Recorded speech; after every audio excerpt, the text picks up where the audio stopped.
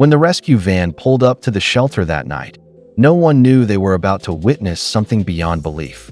Inside the crate lay a weak German shepherd, trembling and near collapse, her belly swollen, her breath shallow.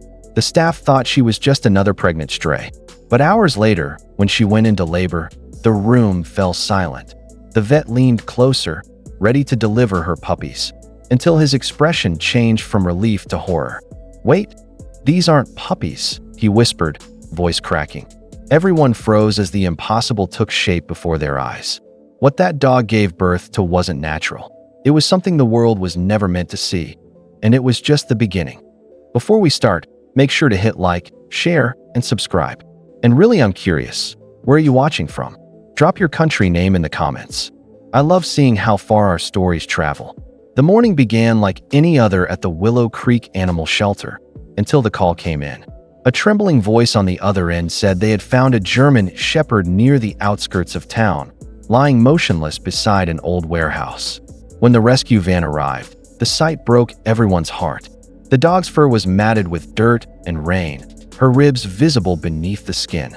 She didn't resist when they gently lifted her, only opened her weary eyes as if begging for mercy. Back at the shelter, the staff worked quickly to clean her up. They named her Grace, because even in her frailty, she carried herself with quiet dignity. But something about her felt different. Her belly was swollen, far more than what they'd expect from a normal pregnancy. And her heartbeat, erratic, irregular. Dr.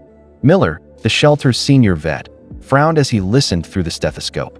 "She's pregnant," he said softly, "but something's off." Grace whimpered weakly as he gently placed a hand over her stomach. There was movement inside, but it didn't feel like puppies. It was sharper, heavier, and it sent a chill down his spine. Something was alive inside her, something that didn't feel natural. Over the next few days, Grace stayed under close observation at the Willow Creek shelter. At first, everything seemed normal. She ate small meals, rested, and occasionally wagged her tail when the volunteers spoke softly to her. But as time passed, strange things began to happen.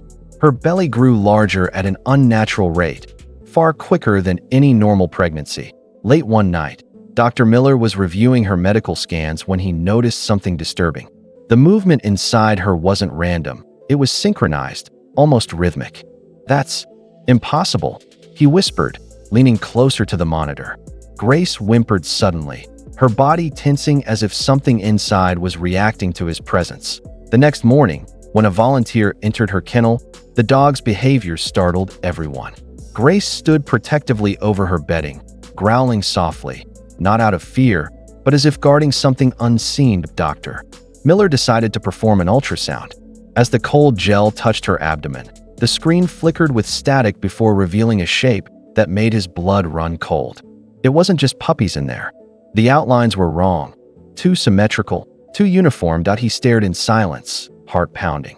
Whatever Grace was carrying wasn't meant to exist. That night, the storm outside raged as the shelter lights flickered. Grace's breathing grew rapid, her body trembling uncontrollably. The staff rushed to her side, realizing her labor had begun. Dr. Miller grabbed his gloves, heart pounding. "Everyone stay calm," he ordered. But nothing about this was normal. Grace let out a low, guttural cry, a sound that sent chills through the room. One of the assistants whispered, "She's in pain. Too much pain." The first birth was near. Miller leaned in with a towel, ready to receive the newborns. But when the first shape slid into his hands, his breath caught. It wasn't like any puppy he'd ever seen. The creature was covered in a dark, dense membrane, cold to the touch, heavier than normal. For a terrifying moment, he thought it wasn't alive. But then it moved. Slowly, its tiny form twitched, the surface pulsing faintly, as if breathing on its own. Grace whimpered, licking it protectively while the others stared in stunned silence. Then another came, and another. Within minutes, over a dozen identical forms lay beside her, not one of them resembling a normal puppy. The shelter room filled with tense silence. The air felt electric, thick with fear and disbelief. Dr. Miller's voice finally broke through the stillness. What in the world did we just witness? By morning, the shelter was sealed off from the public. No one could explain what had happened that night. Grace lay quietly in her corner, her strange newborns pressed against her, their bodies almost identical, dark, smooth, and eerily still except for faint rhythmic movements. Dr. Miller hadn't slept. He carefully collected one of the newborns, wrapping it in a sterile blanket, and rushed it to the examination room. Under the harsh fluorescent lights, he examined the small form. It wasn't fur-covered like a normal pup. Its surface was leathery, with faint metallic veins running along its side. When he pressed the stethoscope to it, he froze. There was a heartbeat, but it didn't sound organic. It was mechanical, rhythmic. Precise Study called his assistant over.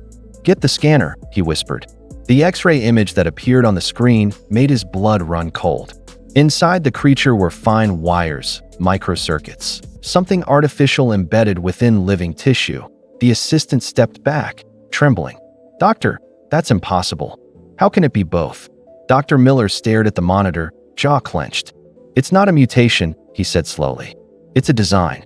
Meanwhile, in the next room, Grace lifted her head suddenly, her eyes glowing faintly amber under the dim light. Something about those puppies had just awakened Dr. Miller sat in his office long after everyone else had left, the shelter silent except for the distant hum of the generator. He couldn't stop staring at the scans. Living tissue fused with synthetic material. Whoever had done this wasn't just experimenting on animals. They were creating something new. He pulled up the microchip data from Grace's neck tag. It wasn't a normal shelter tag. It was encrypted. After hours of decoding, a name appeared. Project Eve.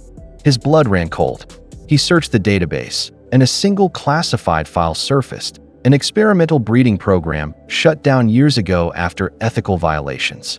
His hands trembled as he read.